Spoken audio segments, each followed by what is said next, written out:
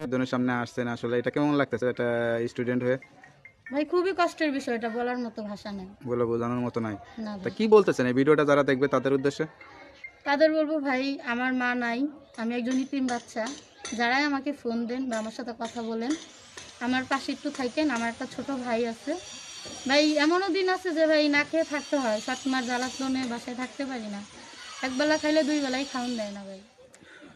সুপ্রিয় দর্শক, আসসালামু আলাইকুম। দেশ ও প্রবাসে যে যেখানে আছেন আপনাদের প্রত্যেককে শুভেচ্ছা জানিয়ে শুরু করছি আজকের প্রতিবেদন। আজ আমরা কথা বলবো এক অসহায় গরিব একটি পরিবারের মেয়ের সঙ্গে, জানবো তার জীবনের গল্প। চলুন কথা বলি তার সাথে। আপু আসসালামু আলাইকুম। ওয়ালাইকুম আসসালাম। আপু আপনার নাম কি? আমার নাম ভাইয়া বিথি। বিথি আপু, কি করেন কি আপনি? ভাই আমি মাদ্রাসায় পড়াশোনা করি। মাদ্রাসায় পড়াশোনা করেন? ফ্যামিলিতে কে কে আছে?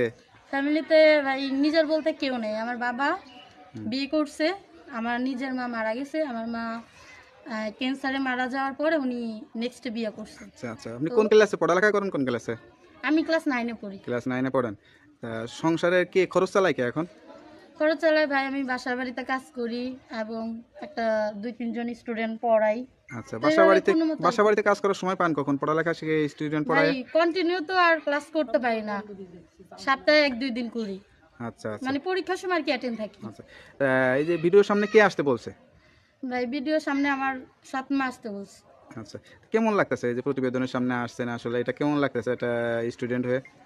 ভাই খুবই কষ্টের বিষয়, এটা বলার মতো ভাষা নেই। বলে বোঝানোর মতো নাই। না তা ভাই, কি বলতেছেন এই ভিডিওটা যারা দেখবে তাদের উদ্দেশ্যে? তাদের বলবো ভাই, আমার মা নাই, আমি একজন ইতিম বাচ্চা। যারাই আমাকে ফোন দেন বা আমার সাথে কথা বলেন, আমার পাশে একটু থাকেন। আমার একটা ছোট ভাই আছে ভাই। এমনও দিন আছে যে ভাই না খেয়ে থাকতে হয়, 7 মাস জ্বালাতনে বাসায় থাকতে পারি না। একবেলা খাইলে 2 বেলাই খাওন দেয় না ভাই। আচ্ছা আচ্ছা, তাহলে তো খুবই কষ্টের জীবন। তো আপনাদের ঠিকানাটা কোথায়? ভাই আমাদের ঠিকানা মিরপুর। মিরপুর। তা আপনার সঙ্গে কিভাবে যোগাযোগ করবে? ভাই আমার ফোন, তো এখন যেহেতু এটা স্টুডেন্ট মানুষ, যেহেতু এখনো বিয়ের বয়স হয় নাই, কেউ যদি বিয়ে শাদী করতে চায় তাহলে কি আপনার মা বিয়ে শাদী দিবে, নাকি আসলে আপনার কি ভাই চিন্তা আমার ভাবনা? মার চিন্তা করি না, উনি আমার নিজের মা না, উনি তো আমার সেভাবে টেক কেয়ার করে না, বিধায় আপনাদের কাছে আসছি। আচ্ছা আচ্ছা। আমি চাই আমার ছোট একটা ভাই আছে, হুম তো ওর যে দায়িত্ব নিতে পারবে, হুম সে বয়স্ক হোক বা বউ মারা যাক, হুম। এমন যদি কোনো ভাই থাকে তাকেও আমি বিয়ে করতে রাজি। আচ্ছা আচ্ছা, যাই হোক, আমরাও দোয়া করি যাতে আপনার মনের আশাটা পূরণ হয়। আর কেউ ফোন দিলেও অবশ্যই আরও কোনো তথ্য থাকলে বা কথা থাকলে কোনো কিছু গোপন করবে না, সব কিছু বলবেন।